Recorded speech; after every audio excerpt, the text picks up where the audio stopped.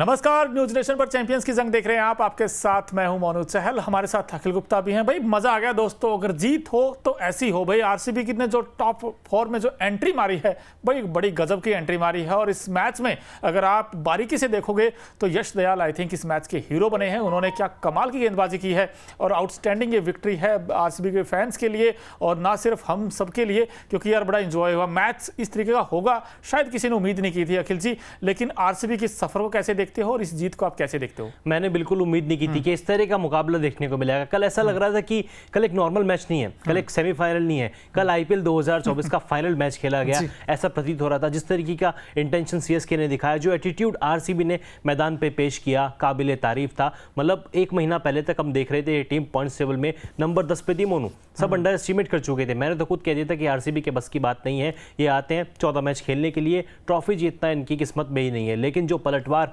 RCB ने किया है, और जो हम हमेशा कहते हैं कि ये पलटवार नहीं, ये चमत्कार है, और ये आरसीबी का वाकई में एक बड़ा करिश्मा आरसीबी ने करके दिखाया। लगातार 6 मैच जीते, आईपीएल हिस्ट्री की पहली ऐसी टीम बनी जिसने 7 में से केवल 1 मैच जीता था। उसके बाद लगातार 6 मुकाबले जीतते हुए प्लेऑफ का टिकट कटाया। अद्भुत, मजा आ गया।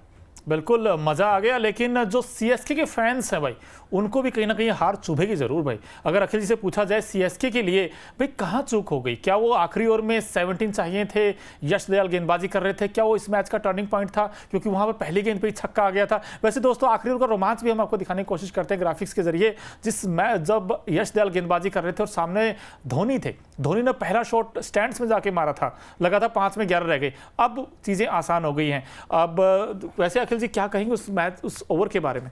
मनु, आखिरी ओवर था, यश दयाल सामने थे तो कहीं ना कहीं मैं कॉन्फिडेंट था कि यार ठीक है, यश दयाल सामने, इतनी पिटाई इनकी होती है, 5 छक्के, क्योंकि रिंकू सिंह ने आखिरी ओवर में 5 छक्के जड़े थे कि धोनी कर देंगे कमाल। हालांकि पहली बॉल पे 110 मीटर का बड़ा ही कमाल का छक्का। इस सीजन धोनी ने कई सारे छक्के लगाए, लेकिन इसको मैं सबसे हाई रेट करूंगा, बड़ा कमाल का छक्का था। लेकिन उसके बाद अगली गेंद पर विकेट मिलता है एमएस धोनी का। आपके सामने ग्राफिक्स के जरिए हम दिखा भी रहे हैं, यश दयाल का आखिरी ओवर, एमएस धोनी पहली बॉल पे 110 मीटर का छक्का। उसके बाद अगली बॉल पे एमएस धोनी ने फिर से एक बड़े शॉट के लिए गए, गेंद बदल चुकी थी, जिसका फायदा यश दयाल को मिला और उन्होंने महेंद्र सिंह धोनी को आउट कर दिया। अब यहां से सिचुएशन बहुत खराब हो चुकी थी सीएसके के लिए, करो या मरो, अब करना ही था। शार्दुल ठाकुर आए बल्लेबाजी के लिए, डॉट बॉल, अगली बॉल पे शार्दुल ने सिंगल लिया, तब तक जो प्लेटफॉर्म था सीएसके के हाथ से निकल चुका था। आखिरी 2 गेंदों पे कोई भी बड़ा शॉट खेले, 10 रनों की जरूरत थी, लेकिन रविंद्र जडेजा डॉट और यश दयाल आरसीबी की जीत के सबसे बड़े नायक बनकर सामने आए।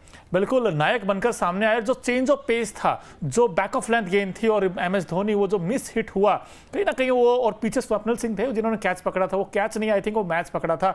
लेकिन यश दयाल की जितनी तारीफ करें उतनी कम। अखिल जी मैं आपसे ये पूछना चाहता हूँ, पिछला ही तो सीजन था जिसमें 5 छक्के लगाए थे, रिंकू सिंह ने स्टार बन गए थे केकेआर की जीत के, और रिंकू सिंह ने भी इनफैक्ट इमोशनल मैसेज किया है और उन्होंने लिखा है कि आप, भगवान जब करता है ना चीजें तो अच्छी ही करता है। और यहाँ पर उन्होंने बेबी का यूज किया था वैसे यश दयाल के लिए। लेकिन यश दयाल का अगर आप करियर देखें भाई, वो बंदा जो 5 छक्के लगाए थे आखिरी ओवर में, 28 चाहिए थे, लेकिन इस मैच में, अंडर प्रेशर मैच में, हम हमेशा कहते हैं अखिल जी कि कुछ गेंदबाज ऐसे होते हैं जो बिखर जाते हैं और कुछ निखर जाते हैं। यश दयाल तो निखर कर सामने आए, निखर कर सामने आए। मतलब देख लीजिए, 5 छक्के पड़े थे, उसके बाद वो जीटी की प्लेइंग 11 से बाहर हो जाना, उनका 5-7 किलो वजन भी कम हो गया था। हार्दिक पांड्या ने एक बयान दिया था कि यार उनकी तबियत काफी खराब है, इसलिए वो प्लेइंग 11 का हिस्सा नहीं है। उन्होंने कम से कम 5 से 7 किलो वजन अपना लूज भी किया है, वेट लूज किया है। लेकिन आईपीएल 2024 में जीटी ने रिटेन नहीं किया।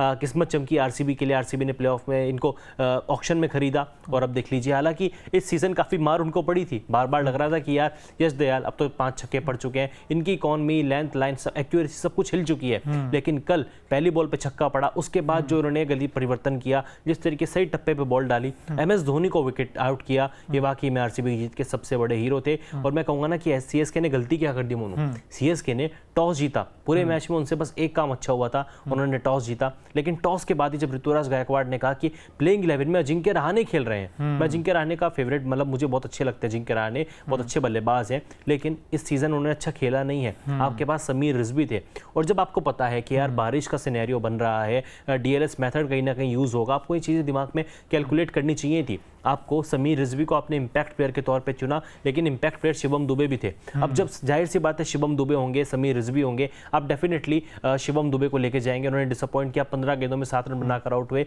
लेकिन अजिंक्य रहाणे की जगह प्लेइंग 11 में शिवम दुबे होने चाहिए थे। इंपैक्ट प्लेयर के तौर पे समीर रिजवी आने चाहिए थे, ताकि एक ऐसा बंदा प्लेइंग 11 में होता जो ताबड़तोड़ रन बना के देता। और अगर समीर रिजवी होते, शायद आज हम बात कर रहे होते आरसीबी की हार की और सीएसके की जीत की। और बिल्कुल, और आपने एक चीज और नोटिस की होगी अखिल जी कि मैंने तो ये देखा भाई, अभी तक चाहे फॉर्मेट कैसा भी हो भाई, आगे से मैच फिनिश किए जाते हैं। अब इस मैच में अगर आप देखोगे तो MS धोनी, जिनसे बड़ी उम्मीद थी, इतना नीचे आए। उनसे पहले मिचेल सेंटनर आ गए दोस्तों, अगर आपको याद हो भाई। मिचेल सेंटनर, मैं ये नहीं कह रहा हूं कि उनसे हिटिंग नहीं होती, लेकिन उस समय अगर MS धोनी आते तो सिनेरियो कुछ अलग हो सकता था। अखिल जी, आप भी मानते हैं? वैसे भी देखा जाए ऋतुराज गायकवाड़ और शिवम दुबे, ये 2 ही तो स्टार है इस टीम के लिए, लेकिन बैटिंग तो फिर भी दिक्कत थी। तो ऐसे में क्या MS धोनी को थोड़ा ऊपर आना चाहिए था? बिल्कुल आना चाहिए था। जो लोग कह रहे हैं ना कि यार नहीं ऊपर नहीं आए क्योंकि धोनी घुटने के दर्द से परेशान है, यार फिर तो सिंपल सा फंडा है, आप बाहर बैठिए, आप मत खेलिए। फैंस के लिए खेलना नहीं होता, आप हमेशा टीम के लिए खेलते हैं। टीम सर्वोपरि होती है, टीम से बढ़ के कुछ नहीं है। लेकिन उसके बाद अगर आप फैंस के लिए खेल रहे हैं तो फिर कोई मतलब ही नहीं बनता आपका IPL खेलने का।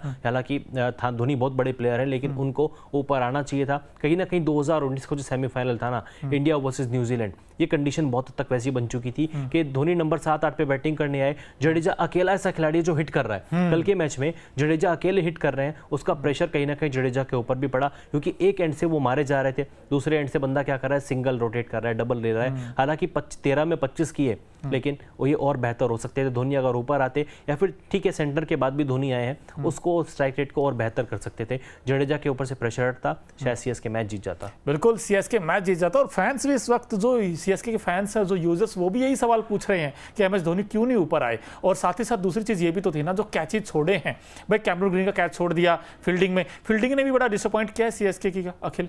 बिल्कुल डिसअपॉइंट किया, कई सारे कैचेस मिस हुए। उल्टा आरसीबी को देखो, फाफ डु प्लेसिस का कैच जो मिड ऑफ पे पकड़ा है मिचेल सेंटनर का, स्पाइडरमैन बन गए थे यार, एक हाथ से वो कैच लपका, और वो कहीं ना कहीं टर्निंग पॉइंट भी था। MS धोनी का विकेट टर्निंग पॉइंट था, लेकिन सीएसके आप एक्सक्यूज नहीं दे सकते कि यार मैदान गीला था, हमने रिस्क नहीं लिया प्लेयर की इंजरी का, बॉल गीली थी, हाथ से फिसल रही थी। वही सिचुएशन आरसीबी के लिए भी थी। आरसीबी की टीम में भी कई सारे इंटरनेशनल प्लेयर हैं जो वर्ल्ड कप में खेलते हुए नजर आएंगे। उन्होंने भी इंजरी फ्री होकर मैच खेला, टीम के लिए मैच खेला, इंटेंट वो दिखाया। वो एटीट्यूड सीएसके के अंदर बिल्कुल भी नहीं था। शुरू से ही लग रहा था कि ये प्लेयर तो थके हुए लग रहे हैं, ये जीतने के लिए खेल ही नहीं रहे हैं। वो इंटेंट मिसिंग था, और रिजल्ट हमारे सामने कि 27 रनों से ये टीम ये मुकाबला हार गई।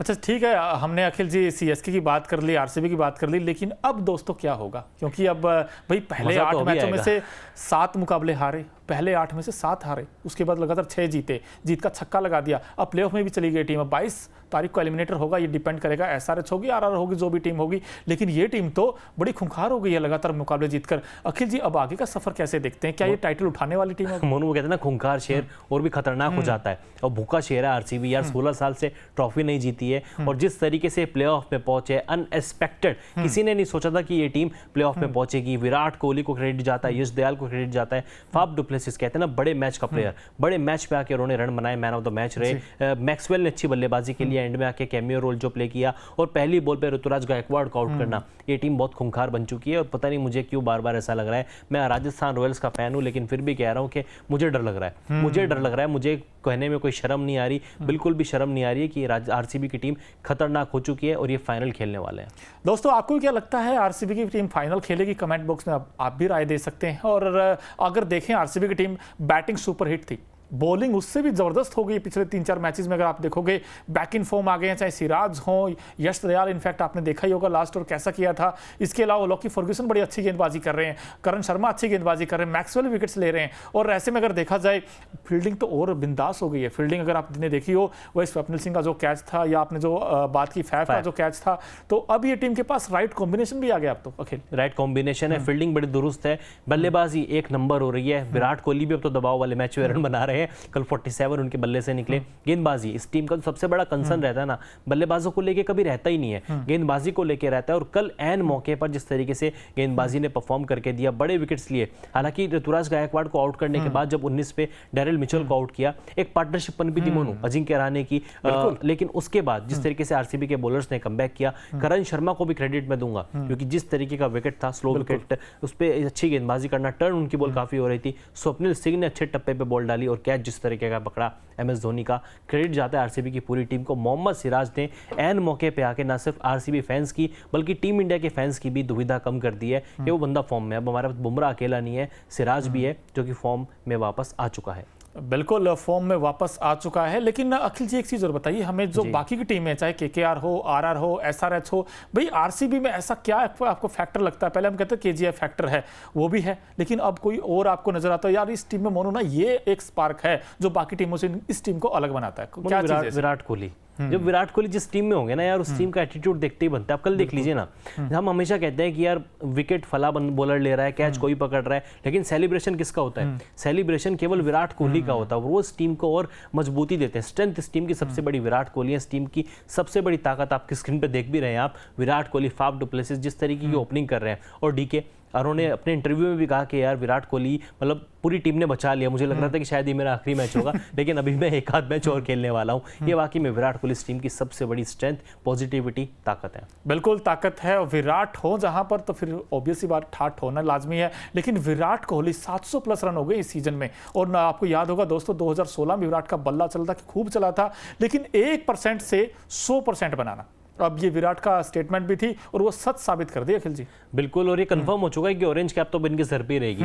अब संजू सैमसन एक शतक अगर मार दें तो सकता है कि कुछ फेरबदल देखने को मिल जाए, लेकिन अब कोई बल्लेबाज इनको छूने वाला नहीं है। ऋतुराज गायकवाड़, उनका खेल खत्म हो चुका है IPL 2024 से। विराट कोहली एक बार फिर से ऑरेंज कैप अपने घर पे लेके जाएंगे। ये बहुत बड़ा पॉजिटिव नोट होने वाला है। T20 वर्ल्ड कप से पहले टीम इंडिया के लिए जिस तरह की फॉर्म किंग कोहली ने दिखाई है, बड़ा मजा आ रहा है विराट कोहली को बल्लेबाजी करता देख। 700 रन यार लगातार हर मैच के बाद विराट कोहली अगर 50 बनाए तो भी लोग सवाल उठा दें यार स्ट्राइक रेट खराब है, 50 ना बनाए तो भी लोग सवाल उठा दें यार तुमने 50 नहीं बनाई। अब बंदा करे तो करे क्या यार? अब बंदा आके पूरे 20 ओवर बैटिंग भी कर रहा है, वो 20 ओवर बॉलिंग थोड़ा कर लेगा, 20 ओवर सारे कैच थोड़ा लपक लेगा। अपना 100% विराट ने दिया है, बल्कि मैं कहूँगा 1000% अपना दिया है। अब फिर भी उनके लोग पीछे पड़ते हैं तो नहीं, इस बात तो वही है ना कि कुछ तो लोग कहेंगे, लोगों का काम है कहना। बिल्कुल, ये बात भी सही है। लेकिन विराट ने भाई जब जब मौके उनको मिले, उन्होंने मौकों पर उन्होंने खूब रन बनाए हैं। और एक आध मैच तो वो भी याद आता जहां 200 प्लस का स्ट्राइक रेट था विराट कोहली का।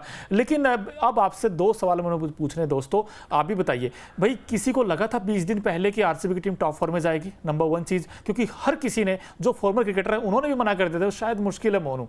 और आपसे मैंने पूछा था अखिल जी, आपने भी ये कहा था कि यहाँ से तो बहुत मुश्किल है। और लेकिन जिस तरह का कमबैक किया है, सॉलिड विनिंग मोमेंटम उस टीम के साथ है। अब ऐसे में अगर आपसे पूछा जाए वही फाइनल किसके बीच होगा, कौन सी वो 2 टीमें होंगी? क्योंकि KKR है, RR है, SRH है और अब आरसीबी का नाम भी जुड़ गया है। अब 4 टीमें हैं। अखिल जी बता दीजिए आपकी सटीक प्रेडिक्शन क्या रहने वाली है? कड़ा सवाल, बड़ा सवाल। RR वर्सेस RCB फाइनल 26 मई लॉक कर दिया जाए। लॉक कर दिया जाए 26 मई RR वर्सेस 26 मई RR versus RCB Chepauk stadium IPL 2024 final. लेकिन दुविधा के लिए आपके लिए भी होगा, फिर आप किसका सपोर्ट करेंगे? एक तरफ आपकी टीम है RR की टीम और एक तरफ RCB है, किसके साथ जाओगे? यार ऑब्वियसली मेरा दिल तो राजस्थान के लिए धड़केगा ना, मैं तो RR को ही सपोर्ट करूंगा। मैं भी बता दूं ऐसे, बताना पड़ेगा मोनू चहल। चलिए मैं आरसीबी और SRH के साथ जा रहा हूँ। 2016 में जो हुआ था, देखिए ये होते हैं दगाबाज दोस्त। यार देखिए दोस्त, आरआर की टीम नो डाउट आउटस्टैंडिंग खेल खेला है, लेकिन भाई आरसीबी ने जो नीचे से उठकर आए ना, वो टीम और खतरनाक हो जाती है। अब आरसीबी का अगर आप टेम्पलेट देखो, खेलने का तरीका अगर आप देखोगे